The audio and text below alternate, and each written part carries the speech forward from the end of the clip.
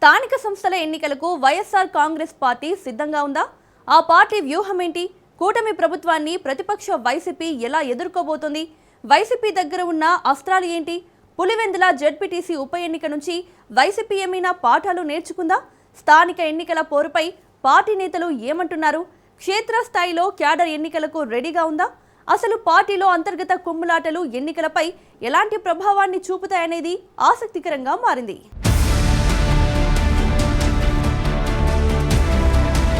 ఆరు నెలల్లో స్థానిక సంస్థల ఎన్నికలకు సిద్ధం కావాలంటూ ఏపీ సీఎం చంద్రబాబు చేసిన వ్యాఖ్యలు రాష్ట్రంలో పొలిటికల్ హీట్ రాజేశాయి. స్థానిక సంస్థల ఎన్నికలకు కూటమి పార్టీలు సై అంటున్నా ప్రతిపక్ష వైఎస్ఆర్ కాంగ్రెస్ పార్టీ ఎన్నికలను ఎలా ఎదుర్కోబోతుంది అనేది ఆసక్తిగా మారింది.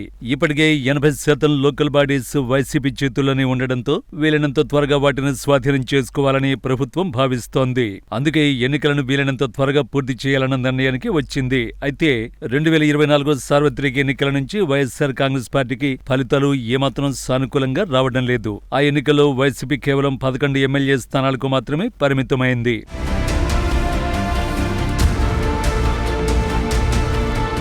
మరోవైపు ఇటీవల జరిగిన పులివెందుల ఒంటిమిట్ట జెడ్పీటీసీ ఎన్నికల్లో సైతం వైఎస్ఆర్ కాంగ్రెస్ పార్టీకి వ్యతిరేక ఫలితాలు వచ్చాయి. వైసీపీ అధినేత జగన్మోహన్ రెడ్డి ప్రాతినిధ్యం వహిస్తున్న పులివెందుల నియోజకవర్గంలో పులివెందుల జెడ్పీటీసీ ఉప ఎన్నిక సందర్భంగా అధికార పార్టీ నేతలు వ్యవహరించిన తీరు అప్పట్లో రాజకీయంగా పెద్ద చర్చకు తెరలేపింది. ఆ ఎన్నికల్లో వైసీపీ డిపాజిట్లు కూడా దక్కించుకోలేకపోవడం చర్చనీయాంశంగా మారిన సంగతి తెలిసిందే. ఇక రాష్ట్ర వ్యాప్తంగా జరిగే స్థానిక సంస్థల పోరులో సైతం పులివెందుల జెడ్పీటీసీ ఎన్నికల ఫార్ములానే అనుసరించే యోచనలు అధికార పార్టీ నేతలు ఉన్నట్లు వైఎస్ఆర్ కాంగ్రెస్ పార్టీ వర్గాలు అభిప్రాయపడుతున్నాయి. ఈ పరిస్థితుల్లో స్థానిక సంస్థల ఎన్నికలను ఎదుర్కోవడం వైసీపీకి కత్తి మీద సాములాగా మారే అవకాశం ఉందనే అభిప్రాయం రాజకీయ వర్గాల్లో వ్యక్తమవుతోంది. కూటమి ప్రభుత్వం అధికారంలోకి వచ్చిన తర్వాత ఎన్నికలకు ముందు ఇచ్చిన ఏ ఒక్క హామీని సరిగా అమలు చేయడం లేదని వైసీపీ గత కొంతకాలంగా ఆరోపిస్తోంది. అదే సమయంలో తాము అధికారంలో ఉండగా అమలు చేసిన సంక్షేమ పథకాలను సైతం నిలిపివేశారని జగన్మోహన్ రెడ్డి పదే పదే గుర్తు చేస్తున్నారు. దీంతో కూటమి ప్రభుత్వ వైఫల్యాలే స్థానిక సంస్థల ఎన్నికల్లో తమకు కలిసి వస్తాయని వైసీపీ నేతలు ఆశాభావాన్ని వ్యక్తం చేస్తున్నారు. దీనికి తోడు వైసీపీ అధినేత జగన్మోహన్ రెడ్డి ఇటీవలి కాలంలో చేపడుతున్న పర్యటనలు, యాత్రలకు ప్రజల నుంచి విశేష స్పందన వస్తోంది. ఆ పార్టీ అధినేత జగన్ ఏ ప్రాంతంలో పర్యటనకు వెళ్లినా పార్టీ క్యాడర్ నుంచి ఊహించని విధంగా రెస్పాన్స్ వస్తుంది. గ్రౌండ్ లెవెల్ నుంచి పార్టీ పుంజుకోవడం వల్లే ఇదంతా సాధ్యమైందన్న లెక్కల్లో ఆ పార్టీ యంత్రాంగం ఉంది.